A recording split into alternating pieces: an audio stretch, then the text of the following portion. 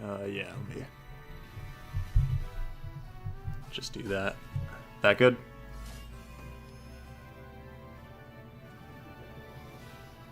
Yep, I'm all ready.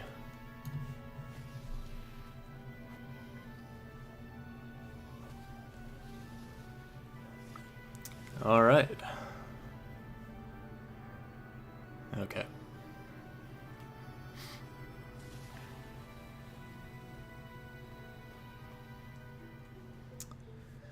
All right. So we'll just go ahead and get started in 3, 2, 1, go. All right. So this is probably the best Nintendo DS game you've never played, and it's probably one of my favorites. It's kind of a sequel to the GameCube Crystal Chronicles, but it adds in a little bit of more standardized RPG elements. It's pretty quick. We get to skip through most cutscenes. There's a little bit of text we mash through. But other than that, we typically just go through a dungeon, kill a boss, talk a little bit, and then repeat and go to a next one. Movement's pretty cool in this game. We do a lot of things to minimize downtime. So what you saw me do right there was I grabbed a key after jumping. Picking stuff up has kind of an animation that takes time, but if you do it while landing, it skips that animation, so we can use that for keys and stuff. Landing in general, if you fall from too high, you'll stagger a little bit. You won't take damage, but you'll stop moving. So we want to avoid that as much as possible. And this is the #1 reset point of my runs. And I can already see I'm getting bad luck. What I need right now is just one item. And it could be anything. A nose or a fur or whatever. Just I need the moves to drop at least one thing. I threw the key on the sign there. As you can see, there's platforming in this game, and it's obviously very broken. Not as broken as it's going to be yet. Okay, cool. We got our item. Third move isn't too bad. I usually want first or second. So you saw me skip pushing a block there to get to that switch. That item is because I don't have anything else on me yet. And I need something to drop right here, so we're just gonna drop whatever we got, and we're gonna skip probably 4 or 5 rooms in this dungeon, and we're on the second to last one already. So now we just have to get to the boss. So you'll see a lot of that. If you aren't familiar with this game, you won't even notice that I'm skipping most of the dungeons.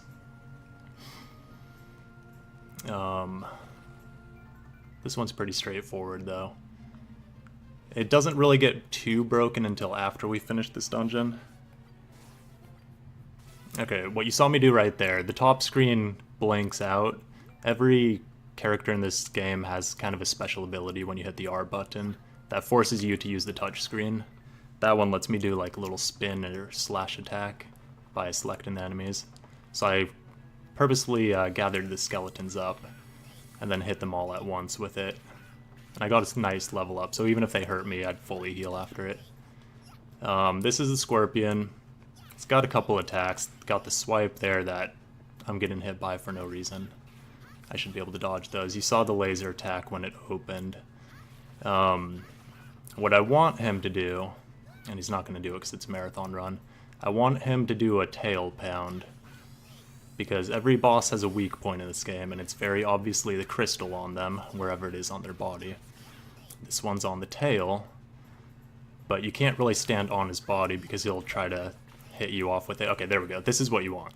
This is the most ideal attack it can do, because you can see I'm doing 16 to 18 damage against the crystal versus the 6 to 7 against the body.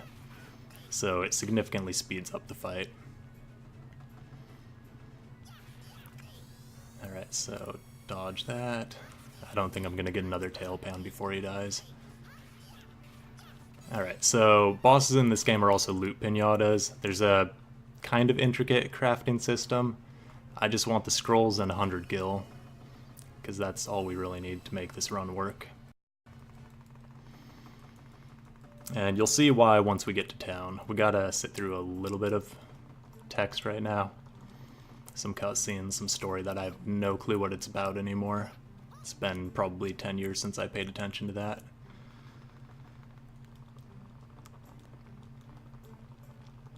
So we're almost on our way out of our little village. Right now we just have one character. In about 5 minutes we'll get access to the second one. So we don't really have much variety in what we can do for now.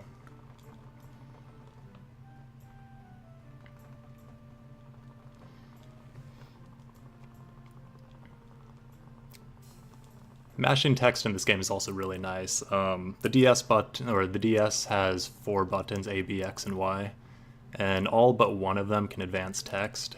So also if you ever see me just jump mid-conversation, that's because B is one of those buttons and it's also the jump button. So, you know, jumping while you're talking to strangers is always good.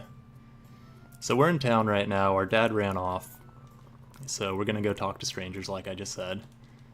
This is gonna be one of 2 times we actually craft anything.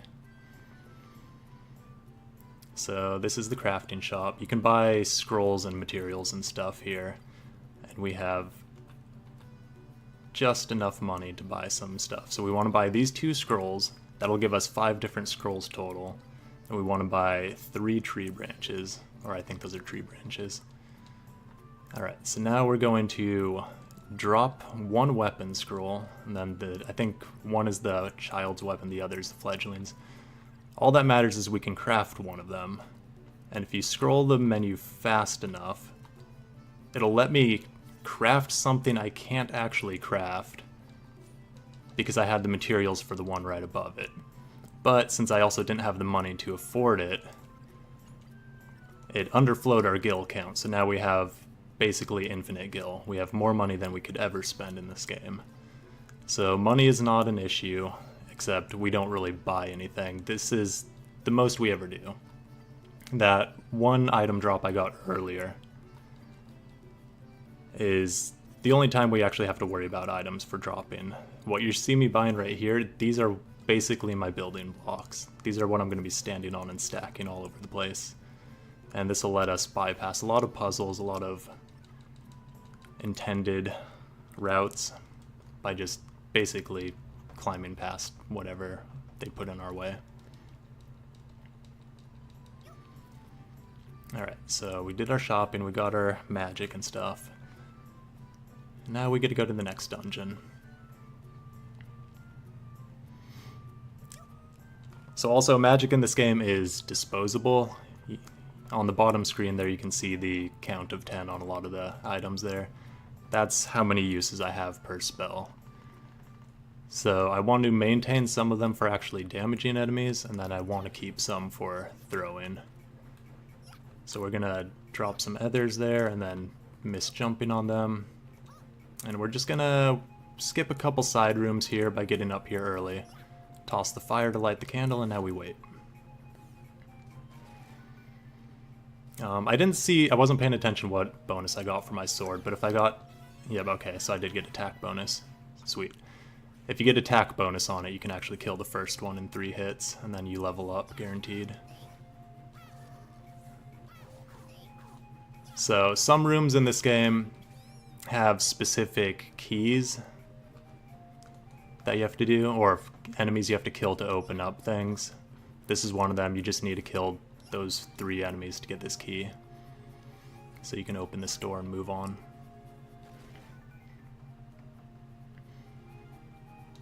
So right here it wants me to cast a blizzard spell to make a moving platform start, but I like stacking items better. I like just jumping around everything they throw in my way. So we're gonna do that.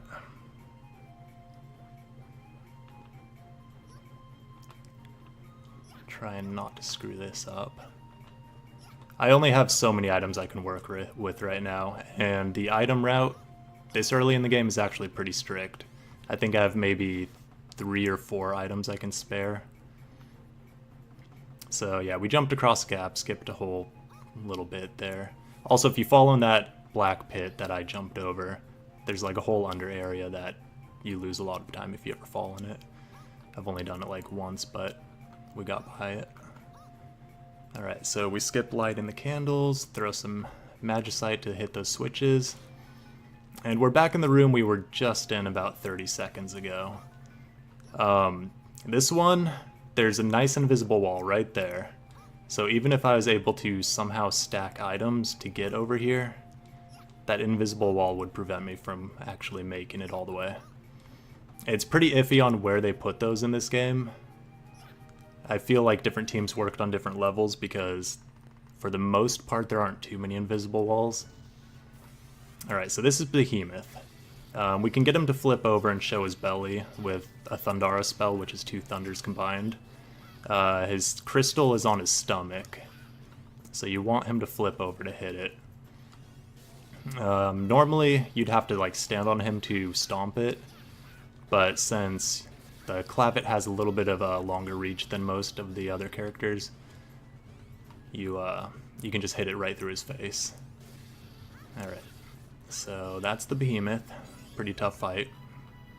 He's gonna explode items, doesn't really matter. They slowed the game down a little bit, but there's no time to actually loot them.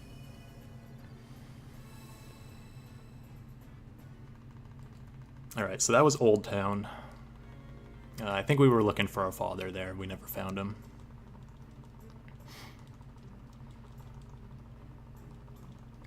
So the next dungeon we get access to our second member. If you're familiar with Crystal Chronicles, this one has the same 4 races. It has the Clavet, which is what we're currently using. It has the Uke, which is kind of like the metal helmet bird people, and they're primarily magic users. There's the Selkie and then also the Lilty, but we won't see them for a little while longer. Well, here's the Lilty. She's probably my least favorite character, and then she's also saved a couple runs before. You saw me take like a little sideways path down the stairs so I didn't fall all the way and just kind of stop moving from the staggering. That happens a lot in this game. Alright. So they're going to try to teach me how to use the Uke, but I don't want to learn. So you can only ever control one character at a time, and the other ones will just kind of do what they want. So we're going to switch to Al here, and then hope Yuri doesn't get in too much trouble. Enemies can kill him while he's off doing his own thing. You can summon your allies to you if you want, but for the most part it's not really worth it. Alright, so we have to climb this mountain, and the easiest way to climb is just throw people up it.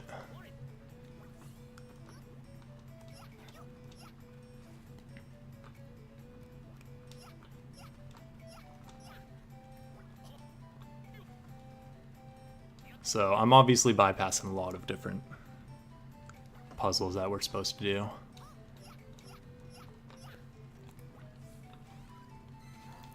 And the Uke's special ability with the R button is spawning invisible platforms. And they pretty much force you to do it a lot of the time. So again, we're just going to throw a whole bunch of items, that way we don't have to actually spawn some of the platforms. And I don't need most of these. The ones I'm throwing are clear, which is just to spell status ailments. I'm not too worried about that. I'll save one for later. And we got the plant we were after. That's all we came here for, is just that. Alright, so this is Garuda. This is the third boss. What you're seeing here is the Uke has 2 parts of his attack.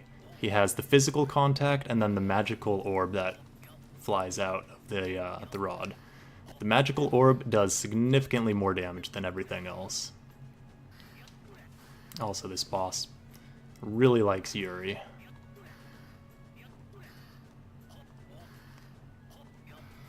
And, okay. So then we'll take Yuri. It's always good when Yuri doesn't die here, because if he dies, he doesn't get a level up before the next boss. But now he'll actually hit level 6, I think it is.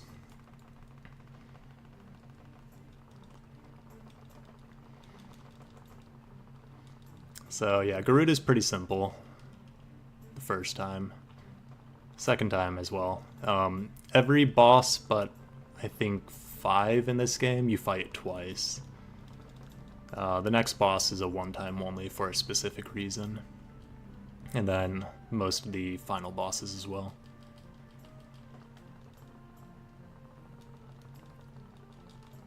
Alright, so we're moving out of the child stage into the 12-year-old stage, I think is the age. Everyone dies right now, so we have to bury them. That's the story. And now we get to skip some more cutscenes. Also, doors don't open very well in this game. You have to hit them from a very specific point.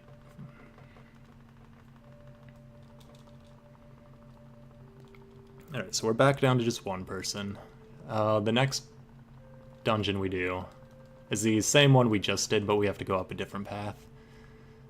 It's also one of the most dangerous ones, because if you die in a dungeon before you get to a save crystal, which this one's at the very end, so you either make it or you don't, you have to restart the whole dungeon. And there's only one point in this where you're surrounded by about 3 or 4 enemies that can all basically stun lock you. I typically don't die to it. Alright, so we want that level up. What I just got there is a couple skills. You aren't actually allowed to learn any skills until you get to this point in the game. I don't know why they decided that, but they did. The one I got there was the charge attack, so if I hold my attack button, it lets me run a little bit faster. So we're gonna just jump up this mountain, charge attack to run faster. That's pretty much our only form of fast movement. You can cast haste on yourself, but the amount of magicite and stuff it uses is just not worth it.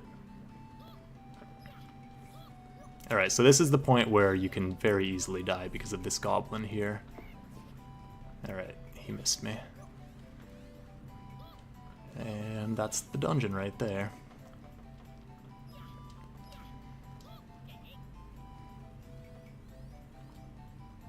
Pull this out and sneak in there. Okay, so the boss we're about to fight would be the most difficult boss in this speedrun if we couldn't completely cheese it. It has a very specific setup with maybe like a range of 3 or 4 pixels you can work with, but if you get it, I'm probably too far away. No, I got it. Okay, so what you're supposed to do is, this is the same character we were just using previously. You're supposed to use his attacks to spawn that platform you can see right below me, and then stand on it and attack him. But that same attack also despawns it. But by using the charge attack, we can clip right on the corner here next to him, and if you set it up just right, his magic attack will never actually reach you, it'll just circle around, because he always starts in the same spot. And you basically just keep attacking and you never have to worry about it. So now we got Al back.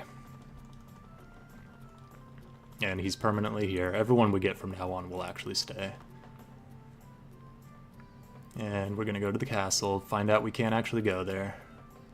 And then we go to the next dungeon.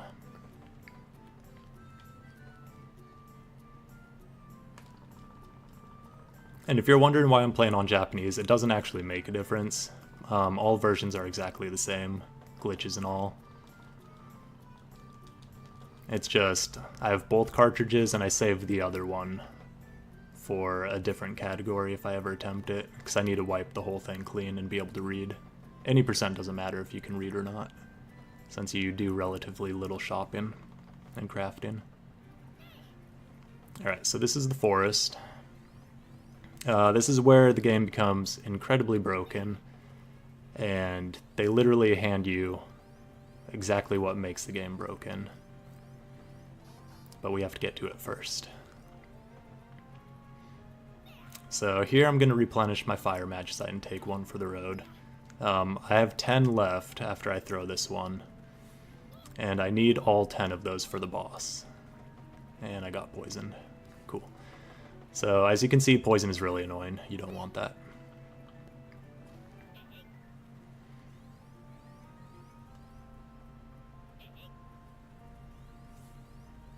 So we're just going to run past everything. For the most part, unless I have to kill an enemy, I won't do it.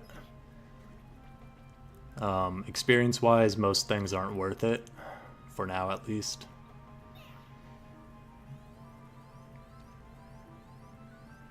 Alright, so this is where we're going to get the third character.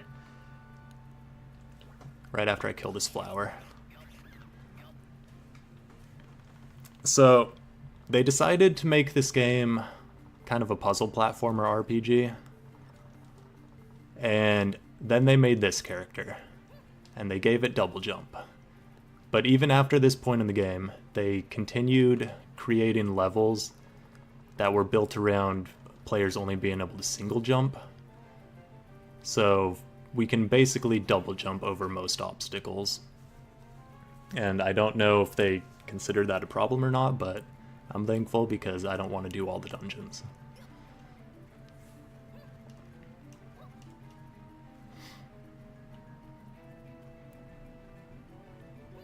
So we're gonna go in this room. This is the stage before the boss. We have to shoot 4 targets around the room, and they're all really high up.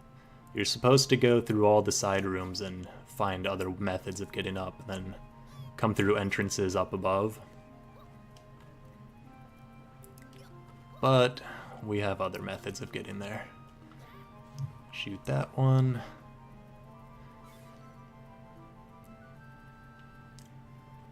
And then go here. So I want to fall all the way to the ground here, just so I don't have to have my landing animation after the cutscene. Okay. So we got all of these, and now it'll suddenly fly, because that makes sense. And then we go to the boss chamber. So this is the Carniflower, I think it is. It's a little bit of RNG on these spawns.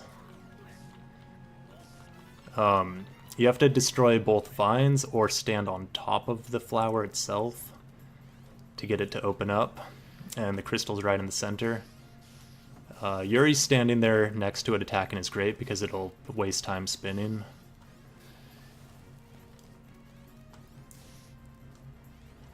Alright, and perfect. So I used up... Oh, no, I got hit once. And Yuri died. How did you die, Yuri? Alright, whatever. Yuri usually dies there. So poison will interrupt your casting and your attacking and moving and everything. I try to avoid it, but there's not much you can do in that fight. That one's pretty easy though, if you have enough fire magicite to continuously just use fire on it. Alright, so right now we're going to go to the special shop. And what they do is they sell stat upgrades and also magic pockets. So right now I'm increasing my capacity to carry more magicite. And then also ethers and potions. Ethers and potions I don't actually use for anything other than standing on. Also I forgot to buy HP, so let's do that. This is the only character I care about. No one else gets any stat upgrades or anything. And we're going to buy our endgame armor here and a temporary weapon. I hope you like black mages because we're going to look like a black mage for the rest of the game.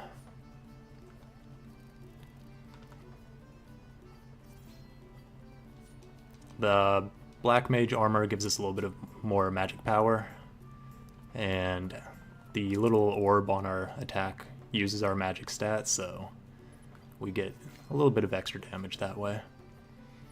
I'm going to refill my items here. Most of them.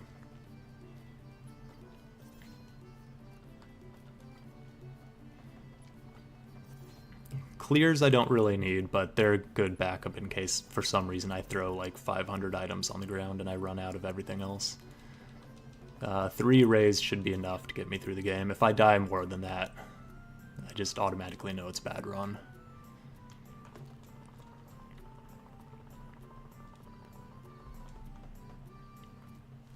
Alright, so we finally got to meet the king.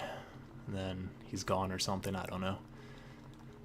We're getting sent on a task to investigate something, or I should probably just not even bother explaining the story because I have no idea what it is. But we're gonna go get our 4th party member. We're gonna go get Meath. And she's gonna ruin everything. So, I'll explain that a little bit. You can stun enemies in this game, and for the most part, the Clavet and Selkie can't stun too much. But the Uke and the Lilty with their hammer and rod can actually stun just based on attacking. And stunning in general isn't bad. It interrupts the enemy, stops them from attacking. But it also gives them stun immunity or status immunity. And they bunch together status immunity and spell immunity in this game. So if an enemy can't be hit by status elements, they also can't be hit by magic. And okay, well, you're dead already. Cool. That's Yuri for you. I was going to use him to charge attack to run over here. Clearly that's not happening now.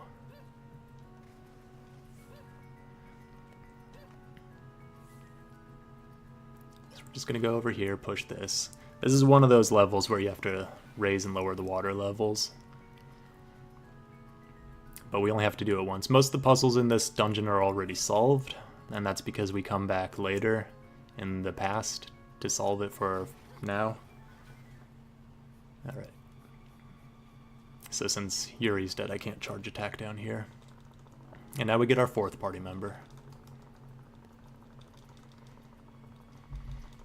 And we get to go through a little tutorial stage where we learn about her attacks.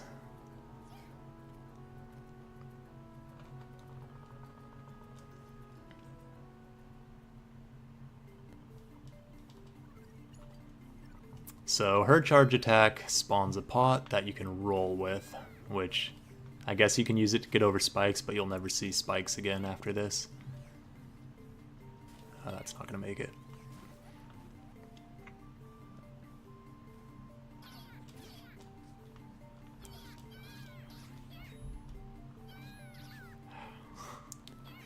Alright, there we go. I think that should be fine. Nope. Alright, usually you just want to spawn it on the switch already so you don't have to do this. Alright, so this is what I call the Toji skip, because apparently I'm completely ignorant to the fact that I get my items back here.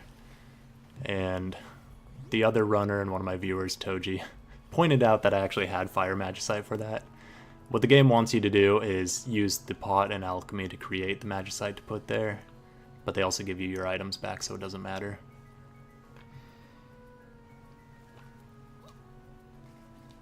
Alright, so now we have to go open the door, which is all the way over here, but we have to go around the long way.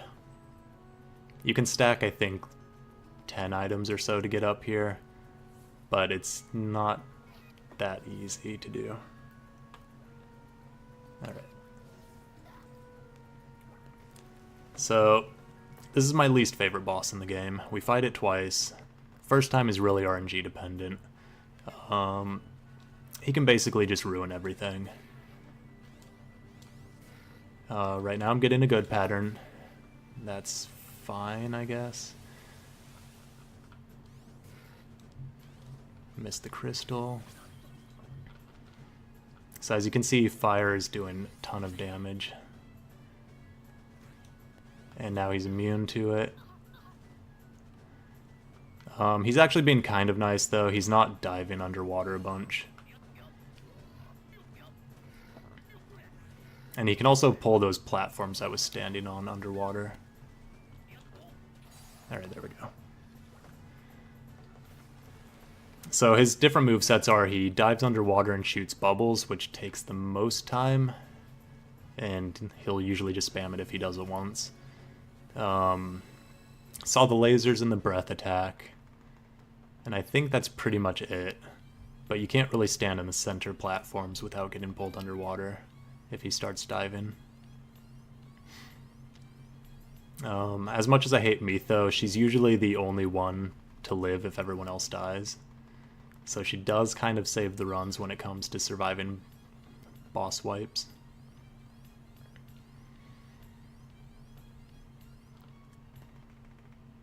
Alright, so this is the most text-heavy portion of the game. We're trapped down here and we have to do a whole bunch of talking.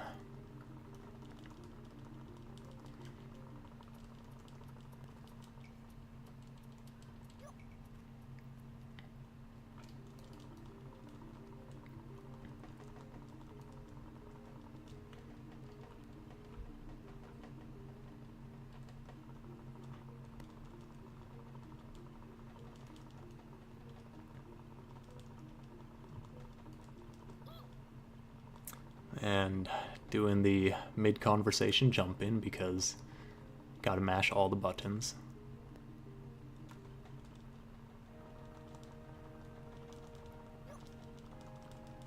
Thankfully you can still initiate the next portion of the conversation even while you're in midair.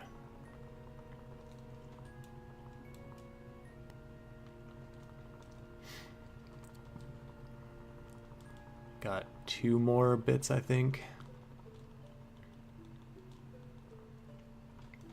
Nope, just 1 more. There's a sound cue for when you know it's over, if you don't remember how many conversations there are.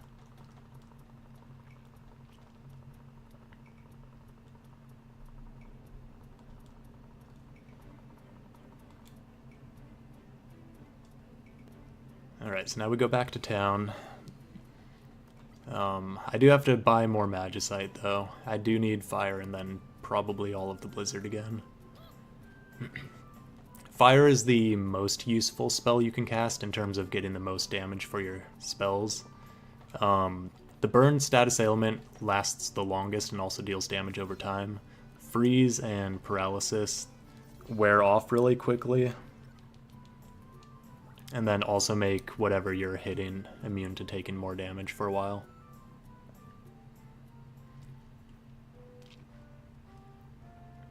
So, primarily for bosses, we want to cast as much fire as possible, if it's an option.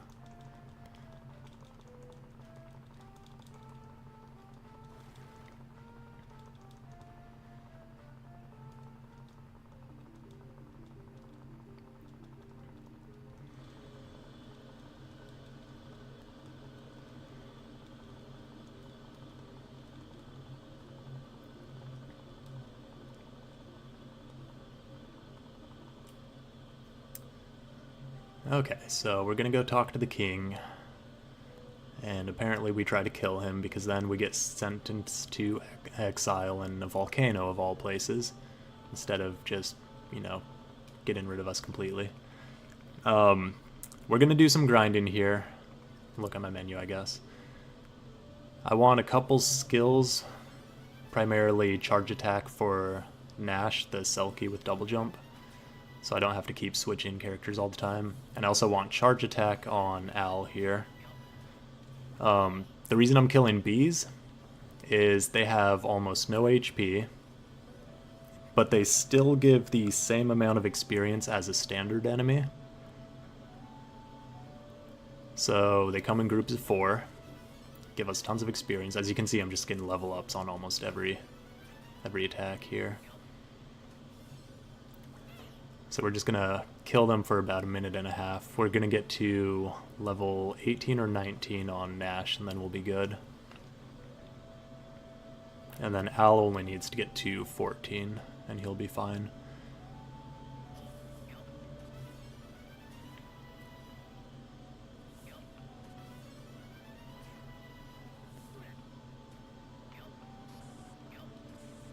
Also, the bees can poison you, and you don't want that.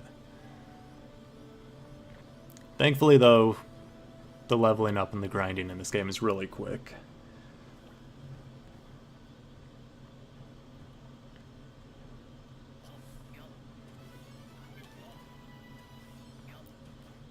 Alright, should be just 1 more bunch here. There we go. Alright, so now Nash has his charge attack. Unless I absolutely need someone for a puzzle or anything, Nash will be the one that we're gonna move through the dungeons with.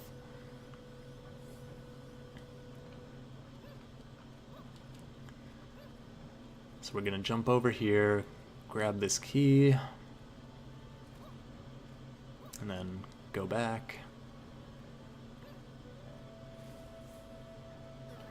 And then get attacked by everything over here while we wait. Alright. So we're just going to run over this lava. It hurts you so slowly it doesn't even matter the damage you take.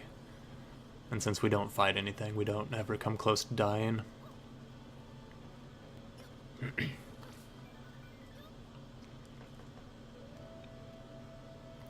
Shoot the balloon, grab the key, and then run over here. There was a platform you were supposed to put the Lilty's pod on to fly up there. But again, they give you double jumps, so it's never something you need to do. Alright, so for this screen, there actually is an invisible wall. This dungeon is probably the most notorious for bad invisible walls. We have to throw 3 different spells around various locations in this room to get rid of those barriers.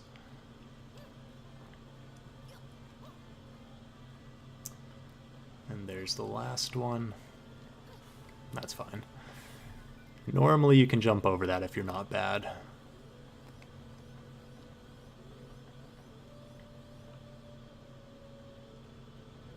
Alright, so there's another invisible wall in this room, and it makes no sense to me, but I'm sure they had an idea for it. It's basically right up against the switch that I have to throw this key in. If I can get around the corner here. There we go. So the invisible wall is right up against this one, except you can actually throw the key through it. As soon as it's next to the pedestal, it'll start sliding in on its own anyway. So we don't need to worry about it at all. Okay, this next room is the only one in the game that has a cycle that I definitely won't hit. And I also have to kill every enemy in it. Alright, so that didn't work. Never does.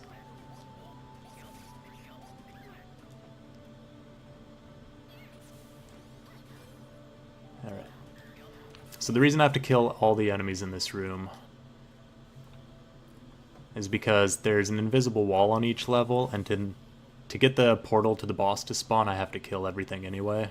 So to advance to the next level, I have to kill enemies.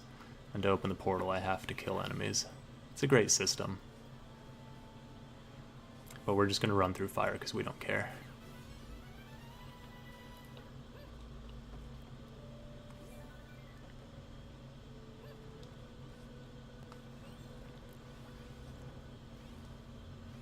There's also huge frame rate drops when there's a lot of stuff going on in game.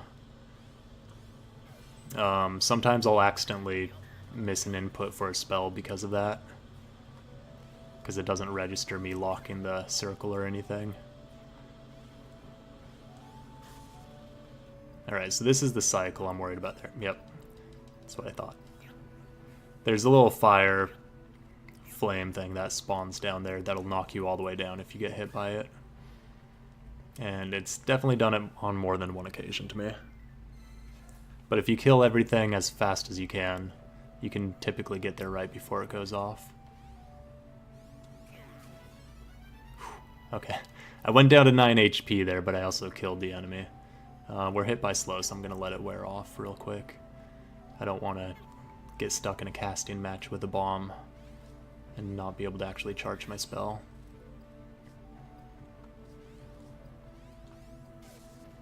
Alright, so I'm going to manually blow this one up because there's going to be a target that spawns here once everything's dead, so I don't have to wait for the second one to do that. Alright, so we got 3 more flowers. If you're lucky, you can get both of these ones with one spell. Alright, we're going to do a little cutscene roll, just so we don't have to walk over here afterwards. And then we're going to fly over to the boss portal. So this is why we had to kill everything, just to get that to open up. So this is Dragon and Dragon Rider.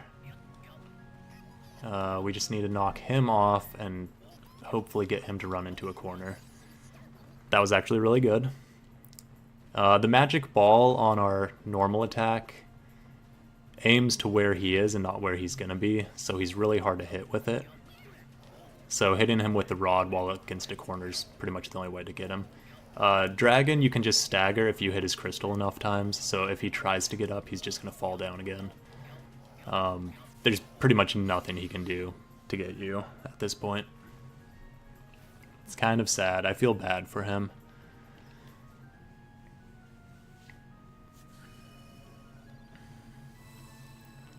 Alright. So now we go into, I think it's just 3 question marks in the single player campaign, but it's actually called Shadowland in multiplayer.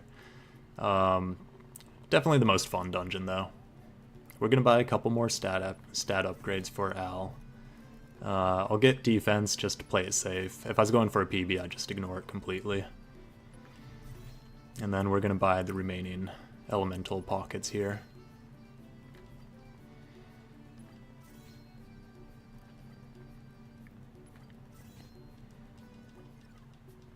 And then let's fill them up. I didn't pay attention to everyone's health, but ideally I want everyone but Al to be dead or either close to dead. But no, they're all at full health. Cool. They hurt more than help in the boss fight of this dungeon. So, double jump definitely breaks this one. Oop, almost pushed that all the way off.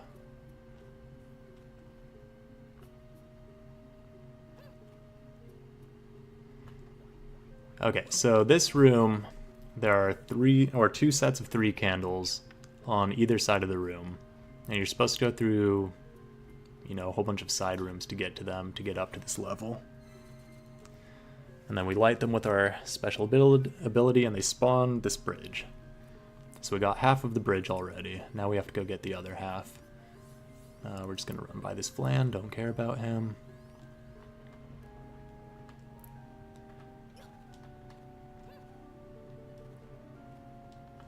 Alright, that jump is actually pretty tight.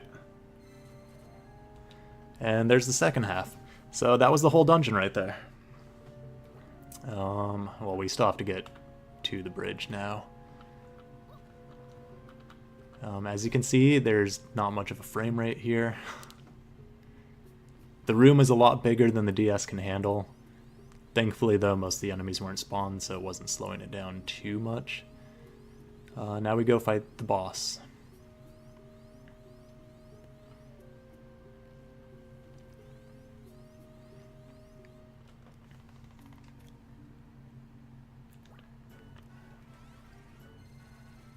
So I'm going to let him stand and fire a little bit. This is Ghost Dad. The reason I wanted my party members to be dead is because when he hits someone with his spear, he'll redirect himself facing that direction. And since I can't actually control my party members, sometimes they'll run in my direction. And then I'll get caught up in his swings, which is not useful at all. I didn't explain the charge attack either. So you can charge attack cancel with, I think, everyone but Nash and his bow. But basically it lets me spam my attack faster than normal. And since my attack does more damage with the magic ball, it's basically just going to annihilate most bosses. Okay, so this is part 2. This is the Lich. You have to cast some sort of holy spell to make it not invulnerable to normal damage. And then we just stand close enough so the ball splash damage hits the crystal in the center of the body. I'm surprised Al is actually alive right now. The purple attack there is Doom. It's not too big of a deal, there's plenty of time to dispel it. She also does like a smack that just stuns you for a while. It actually hurts pretty hard though, it can kill in I think 2 hits if it crits once. Overall though, it's a pretty easy fight. And I think there's also Quake and a couple other spells, but you don't see those too often.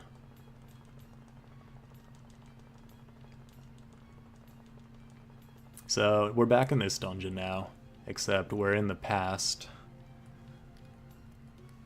So we actually have to solve puzzles. And there's one trick that I'm probably going to fail a dozen times.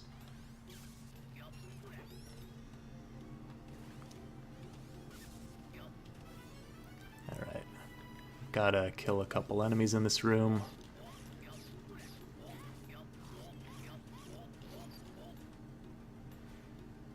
And then 2 more. That was a late spawn for some reason.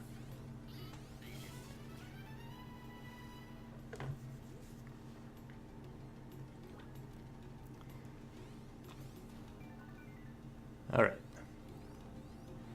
So this time around we have to lower the water level, I think 3 times or so. And I fell in the water. Usually you can get to that box before the cutscene starts. Doesn't matter too much, but I like doing it.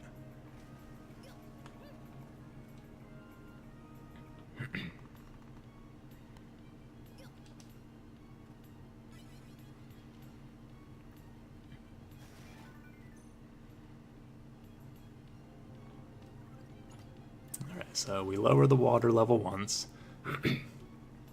And then we go the opposite direction of where they intend for us to go.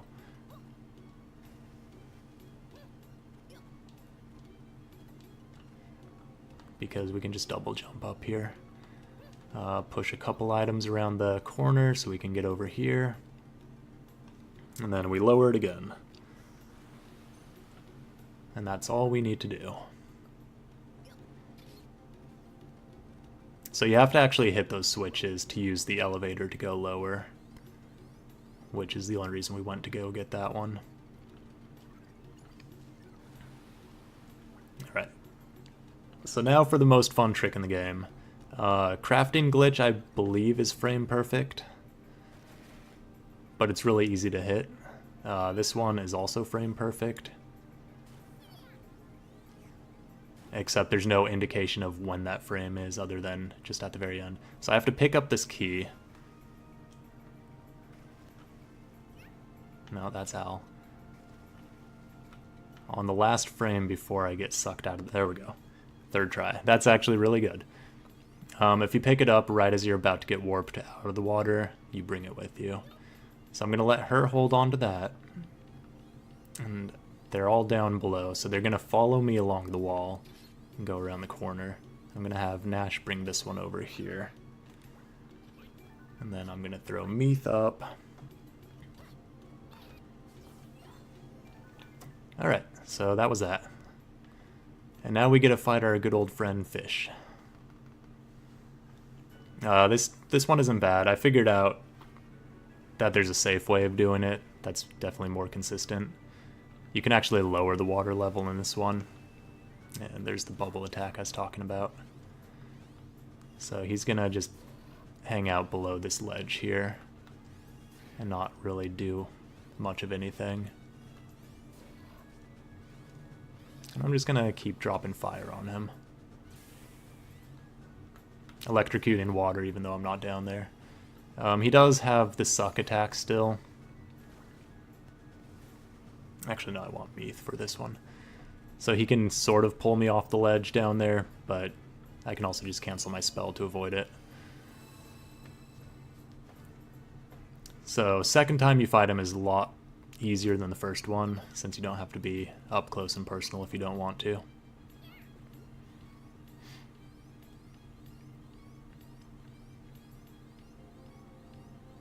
Now we get to go all the way back this way.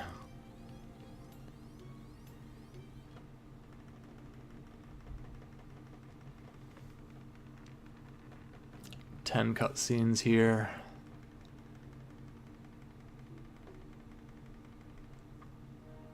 Alright, so the reason I'm controlling Meath is because she is the most notorious boss stunner in the game, and I don't want her to stun the boss.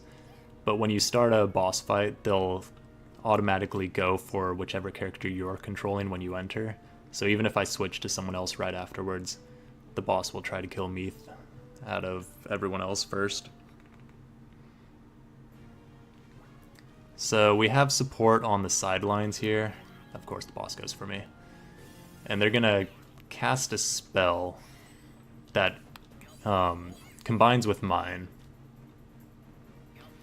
but it's on a set timer. It'll only happen so often. And I want it to never go off when she's immune to spell damage. And looks like I got a perfect fight. Nope. Wait. So close. Okay, good. So when she resummons her hands, she'll become completely immune to everything and get way too many invincibility frames. So I can, if I time it just right, keep the freezes and the stun damage up just right so she never gets that chance. But you don't want the hands to spawn because they cause a whole bunch of problems mid-fight. And it's a small arena, so you don't have much room to work with. Alright, so we're going into the last dungeon. It's a pretty lengthy one, though, and we have to fight a boss first. Before that, though, we have to do the second crafting trip in the game. And we need new weapons for everyone. The weapons, I'm gonna put some gems in them, and the gems give them randomized bonuses based on a set list. And there's one specifically that I want that I probably won't get. But if I get it, it basically guarantees the last boss to be really smooth. Oops, that's not what I wanted to do. Alright, so we got 3 mithril weapon scrolls, and I want to make 2 sapphire gems. We'll buy a ruby, or 11 of them. I don't know why I buy 11. And some sapphires. Alright, so we need to make the upgraded sapphire gems.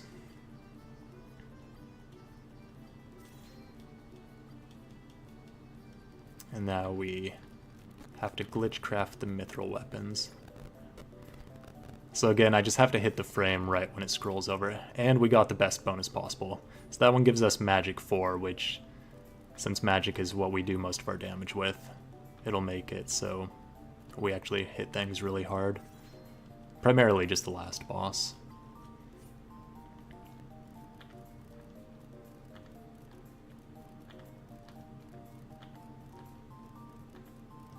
There we go.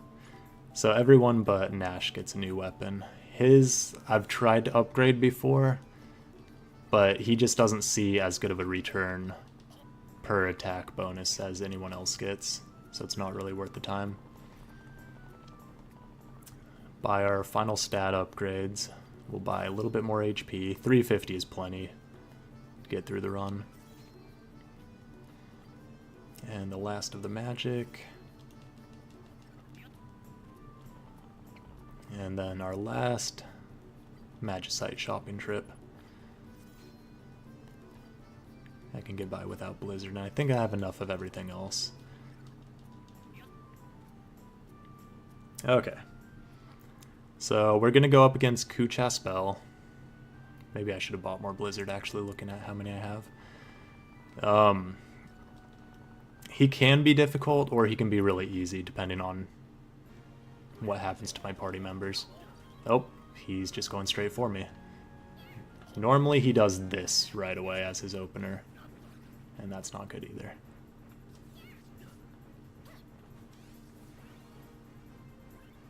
Alright, so this is going pretty bad. I don't want my party members to stun him. I'm gonna cure just in case. Because okay. He's gonna start laughing soon, and when he laughs, he'll split into clones. I shouldn't be that close right now. And fighting 3 is not fun. But I can stop him with a Blizzard spell. Although I should have done the racial ability instead. Alright, so now I'm solo against him, which is fine.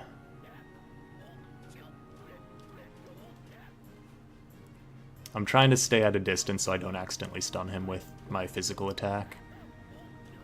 Although at this point it doesn't matter, I can just do this. Alright, so we didn't get the clone at all, which is probably the best RNG you can get. And experience doesn't matter, so I don't care if anyone else dies right now.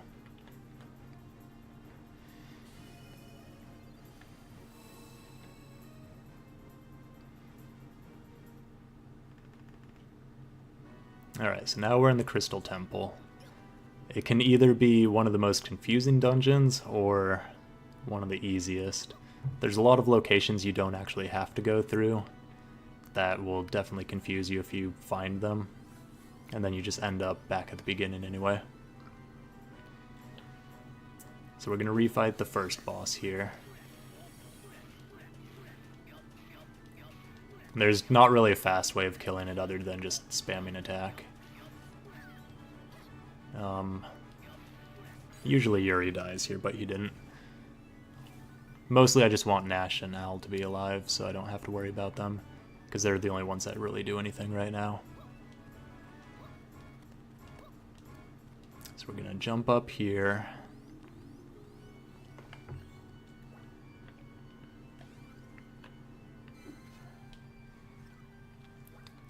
Get this platform to spawn. We're skipping a little bit of puzzle solving there.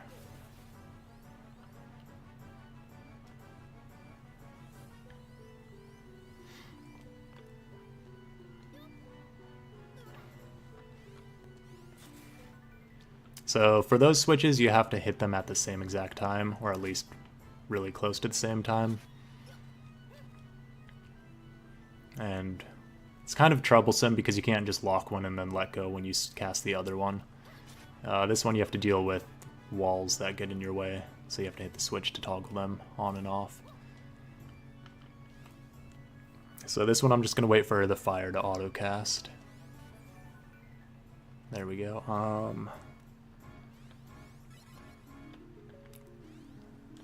I mean, Yuri's probably going to die anyway. I don't know why I cure him.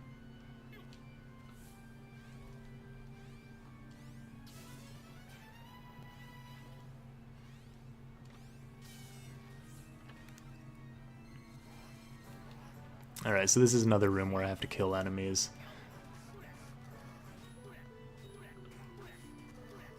Alright. Pretty good so far. I don't think anyone will die. It's just a couple flans left. The key will spawn here. I'll pick that up for no reason. Alright, so we gotta do a ground pound. So there are skills in this game. You get skills when you level up. One of Nash's here, one of his skills is he gets a triple shot, so the arrows split when you shoot, which I'm pretty sure that's the intended solution for this puzzle. Or you can just shoot an arrow through the wall and then shoot the other switch right afterwards, because I'm nowhere near the level needed for triple arrow. Ideally, I think a casual playthrough would be around level 40, 45 or so for this dungeon. I'm barely 20, and that's with my highest level character. The other ones are all definitely in the teens still. So this is kind of a throwback to the first Crystal Chronicles here too, if you've ever played that, where we have a constant miasma cloud damaging us, and you can use the pot to create a protective ring around you if you really want to. Or you can just kill things super fast. And then hopefully make it through before it happens.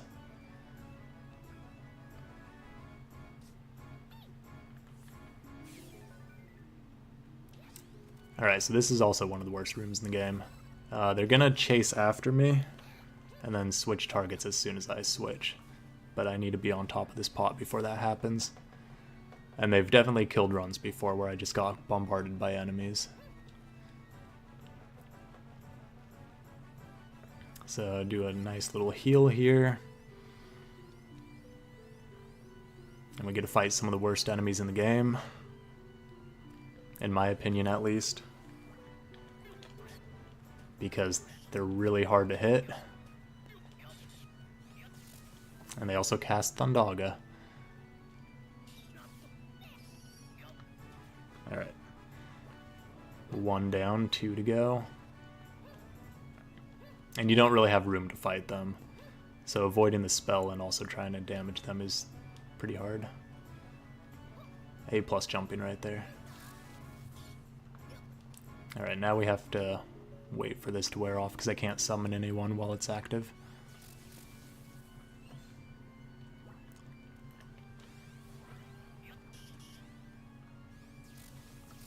I don't know what the bottom one's doing. I think he's stuck in a loop or something.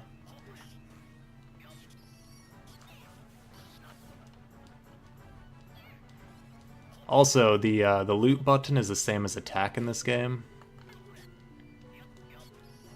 So it's kind of hard to be surrounded by items while trying to attack, because your character will always automatically pick something up before attacking. They fixed that with Echoes of Time, but it definitely gets in the way in this one. So spawn the platform to catch the key, and then we jump back across.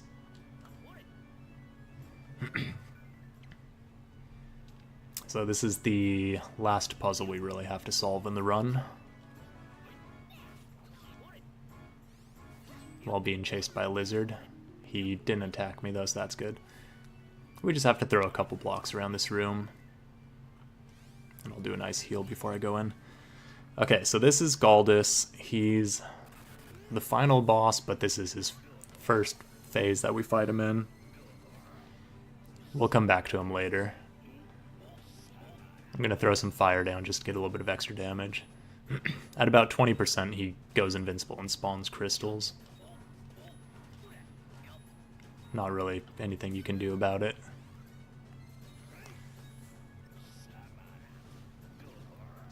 You want to not get hit by that laser. It causes darkness, I think poison as well, and it just knocks you all over the place. Standing behind him is pretty safe. Nothing bad is going to happen back here.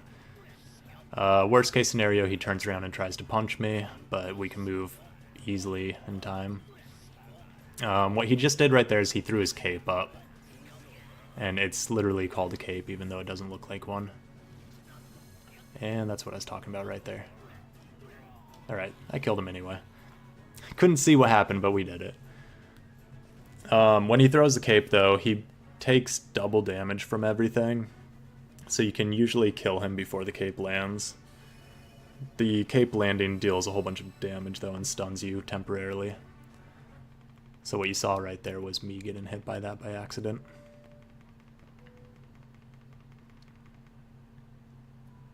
Okay, so now everyone's separated, and we get to do the boss refight section of the game.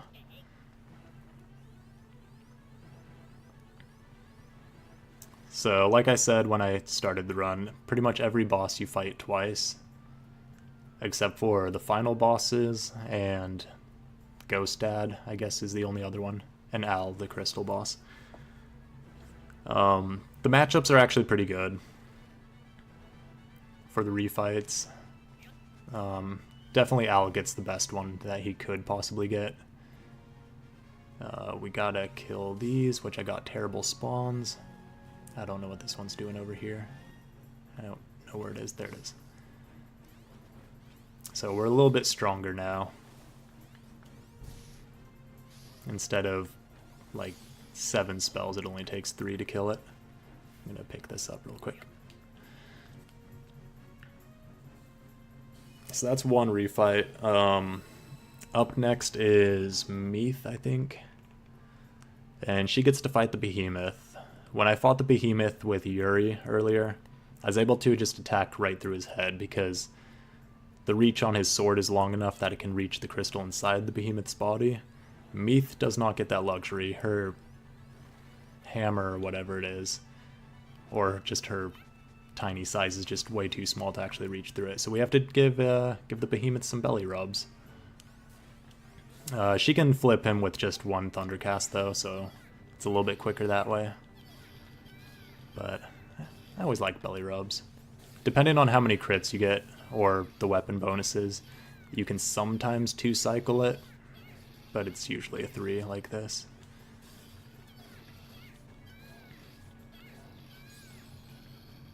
Alright. Do some alchemy, but not really because it's an absolute waste of time. They gave what should be just a purely physical character some sort of magical special ability. Alright, so Nash, who has gotten no upgrades at this point, gets to fight the Garuda. And I'd say it's a decent refight too. I'm going to freeze it with Blizzard and then try to get on top of it and stay on top of it. It's going to try to flip me off a bunch though. Wow, okay. It didn't get frozen. So we're just going to head stomp it over and over. And then bail as soon as it tries to flip me off. There's not really any fast way you can do this with Nash. Even if you could shoot triple arrows or 5 times arrows, head stomping would still probably be faster.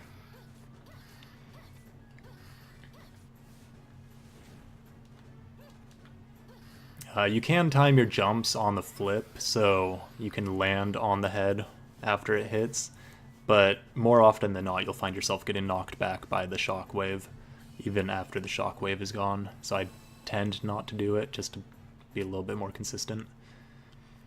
Alright, and then Yuri gets the dragon. And timing the tail for him is pretty hard. Alright, looks like we got it. If you freeze him while the tail's too high up, then you won't be able to actually hit the tail at all. But again, we can just completely stun lock it. So, there we go. He fell one more time. Alright, so that's all the refights. Now we get to fight Galdus in his Great Galdus form. And it's got 3 phases to it. And the first one, it ends early and I have no way to know of when it's going to happen. I like to pretend I understand how it works, but it absolutely makes no sense. Alright, so we have to get to him first. So we have to go through 2 platforms here.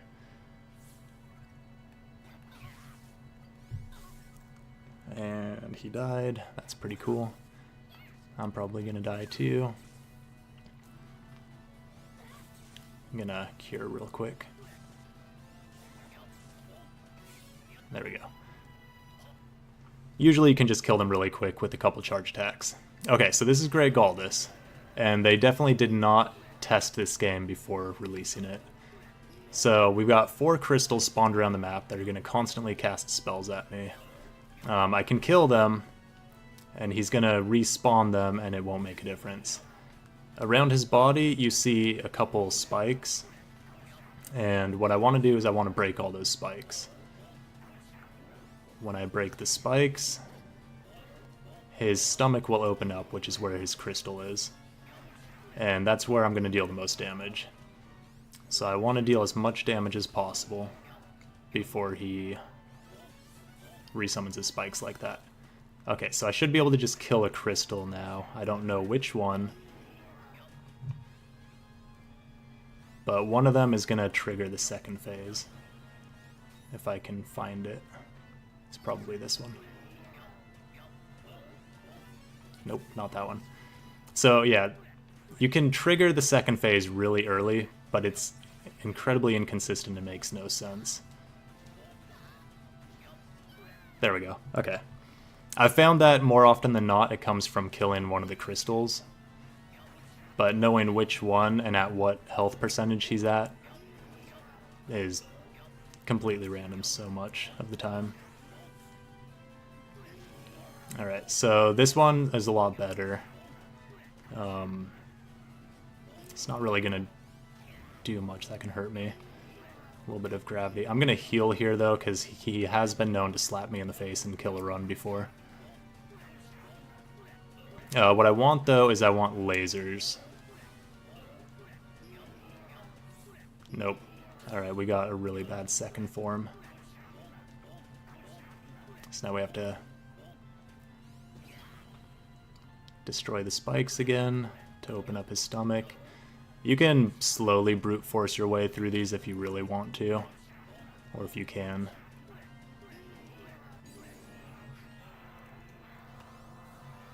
Alright, I didn't even cast the right thing anyway. So this is the last form. basically all we have to do is put any 4 spells in these circles around it. If you fail to do this in time, which it's really lenient, it puts you back to the second phase, and you just have to get there again. Time will be coming up here once I get back to my house and then skip through a few cutscenes. I'll do a countdown when I get there.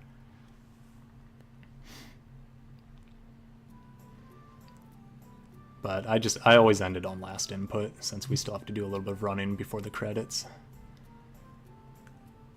Alright, so time is coming up in 3, 2, 1, time. And that's Final Fantasy Crystal Chronicles Ring of Fates. Thank you. It's a fun game. A lot of broken platforming. Sometimes I can feel it in the room with me.